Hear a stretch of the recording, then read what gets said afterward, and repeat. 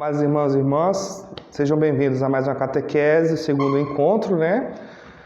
Espero que vocês, eu tenho toda certeza que vocês fez o encontro anterior, onde falávamos do diálogo de Jesus com seus discípulos, o convite que Jesus nos faz a conhecer Ele, né? E isso mostra a intenção de Cristo em nos conhecer também. Se Ele quis saber dos discípulos o que os discípulos esperavam dele ou pensavam dele, evidentemente que Ele espera isso de nós também. Por isso que devemos ter a coragem de em nossas orações perguntar de Cristo o que o Senhor espera de mim, Cristo, porque eu espero de você isso. Então, o encontro passado foi esse encontro, né? Agradeço desde já a catequista de vocês, a catequista, nossa coleguinha, nossa irmã, o nosso catequista também, que pôde acompanhar vocês nesse encontro, nesse diálogo, tirar todas as dúvidas de vocês, certo? Então a gente vai estar dando continuidade no segundo encontro, que fala um pouquinho da história da nossa fé, né? Da nossa fé, da minha fé, da sua fé. Então, como é que a gente fala da sua fé, da minha fé, sem antes não entender algumas coisas, né? Perdão. Quando eu penso em fé, eu preciso lembrar de algumas coisas passadas. E você também. Por quê? Se você for falar de Jesus Cristo, você vai falar de um passado, de uma história. Uma história sua, dos seus pais, ou a história da igreja, né? Se você for falar de crença, de testemunho, de milagres, você vai ter uma história por trás. Você vai ter um passado por trás. E a fé é isso. A fé é um conjunto de fatores, vários fatores que, com o passar do tempo, ela vai concretizando e deixando a sua crença mais forte, a sua fé mais forte, certo? Um exemplo, né?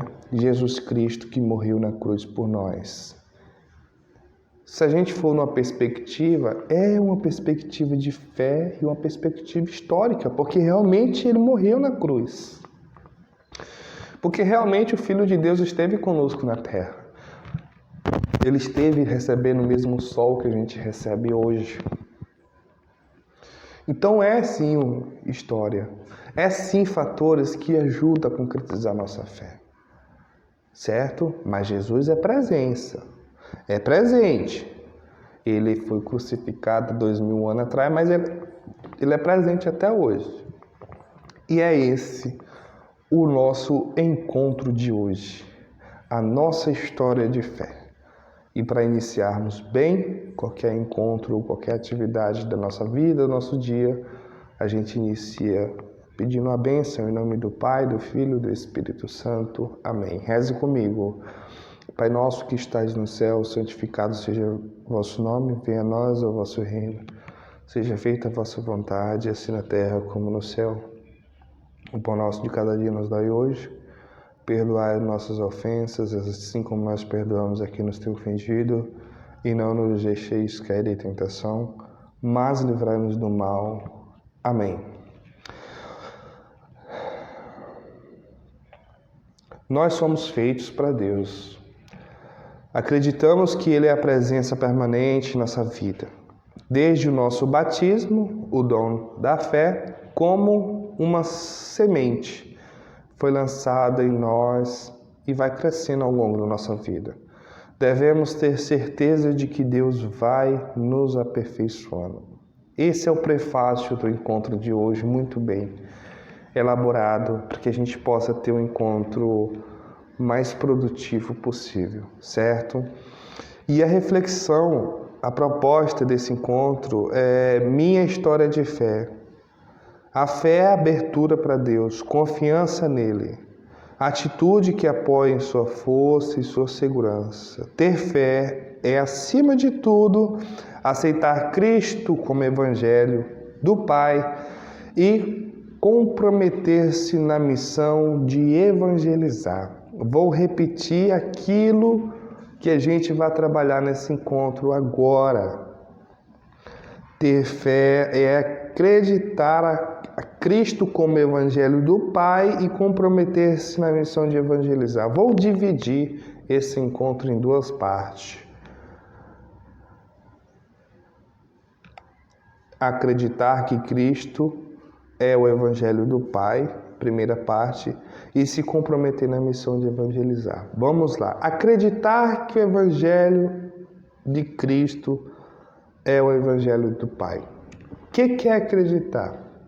Se a gente sabe que a fé, a fé, por trás dela, ou o que antecede ela é uma história, a gente precisa analisar aqui, certo?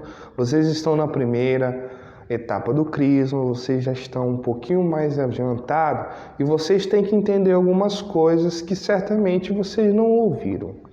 Muita gente pergunta como é que foi feita a Bíblia, como é que foi juntado esse tanto de livro na Bíblia, quem foi que escreveu e tudo. Quem foi que escreveu é um mistério. Por que é um mistério? Na época de Jesus, tinha 2 reinos, o Egito e a Mesopotâmia. Nesse meio dos 2 reinos, tinha um caminho, um vilarejo onde tinha mercadinho, onde as pessoas trocavam cabrito por arroz, por milho, por trigo, um pessoal de comércio, certo? Nessa época já existia Jesus. Jesus foi crucificado e tudo. E esse pessoal, que era milhares dele, falou assim, não, eu vou escrever aquilo que eu sei sobre esse homem que existiu. Aí uns escreveram, outros escreveram. E alguns desses escritos foram encontrados e está tudo aqui. Simples assim. Então, a Bíblia, ela foi iluminada. Então, por isso que a gente não sabe quem escreveu a Bíblia. A gente sabe quem escreveu os evangelhos, porque evangelho é aquelas pessoas que conviveram ao lado de Jesus. Então, Mateus conviveu do lado de Jesus, São Paulo não, mas Mateus, João, certo? Essas pessoas são chamadas de evangelistas, porque os escritos delas são escritos que foram feitos ao lado de Jesus. São Lucas não conheceu Jesus, mas conheceu Maria, certo? Mas ele entra como evangelista, certo? Por que eu estou dizendo isso? Porque as pessoas, elas não conseguem entender que tudo que está na Bíblia existiu. Os profetas antes de Jesus, que já profetizavam, o livro de Isaías. Então, isso é o que antecedeu Jesus. Antes de Jesus ser crucificado, já existiam escritos. E Jesus lia esses escritos, ensinava esses escritos. Jesus Cristo ensinava os mandamentos. Por que agora a gente fala que isso aqui não é verdade? Sendo que o próprio Jesus Cristo leu esses escritos, os anteriores, o do Antigo Testamento. Então, assim, a gente entra nesse dilema. Por isso que eu separei 2 momentos, né? 2 momentos. Primeiro, aceitar a Cristo como Evangelho do Pai. Porque com o Novo Testamento, com a vinda de Cristo, ele trouxe muitas coisas novas, muito ensinamento. Quer ver uma diferença? No Antigo Testamento, um homem poderia ter mais de uma mulher. Jesus Cristo veio e falou, não, sede fiel e parceiro com sua única mulher. Antigamente, a mulher era morta apredejada. Jesus Cristo falou, não, quem não tem pecado, atira a primeira pedra. Certo?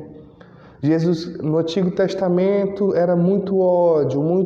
As pessoas cortavam a mão dos outros, matavam. Jesus Cristo falou, não, conheceis o amor. E o amor salva. Falai sempre a verdade, não mentir. Então, tudo isso é história. Então, assim, a minha fé hoje, ela é baseada numa gama de fatores, certo? Numa gama de fatores que vai construir minha fé. Então, se hoje eu vou para a Santa Missa, se hoje eu comungo Jesus Eucarístico, é porque eu sei que aquilo é verdade. É porque eu sei que Ele é Deus do impossível, que Ele ressuscita, porque Ele ressuscitou Lázaro, porque eu sei que Ele me ama, porque Ele amou todo mundo, até na cruz Ele amou as pessoas. Certo? Então é isso. Então a gente precisa aceitar que Jesus Cristo é sim o Evangelho do Pai. Que Jesus Cristo é sim aquilo que Deus quer de nós, certo? É isso. Se a gente tem dúvida o que Deus quer de mim, meu Deus do céu, o que Deus quer de mim? Muita gente fala isso, né? O que Deus quer de mim, o que Deus quer de mim? Oxi, o que Deus quer de tu tá aqui.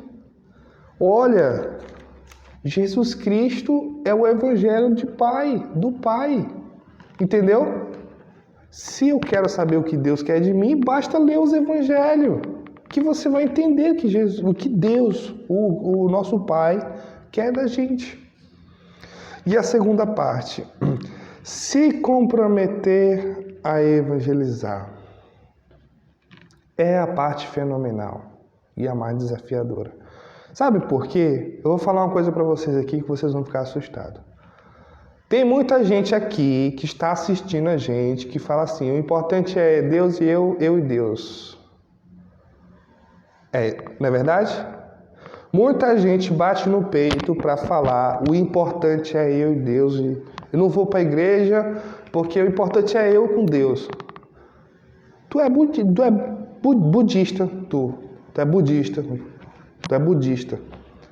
Porque não é tu e Deus, Deus e tu.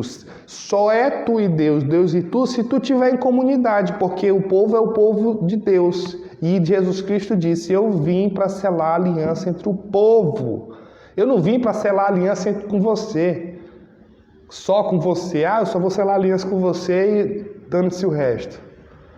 Eu vim pelo povo. Todos. Então, por que eu vim por todos? Eu vou só Deus e eu, Deus.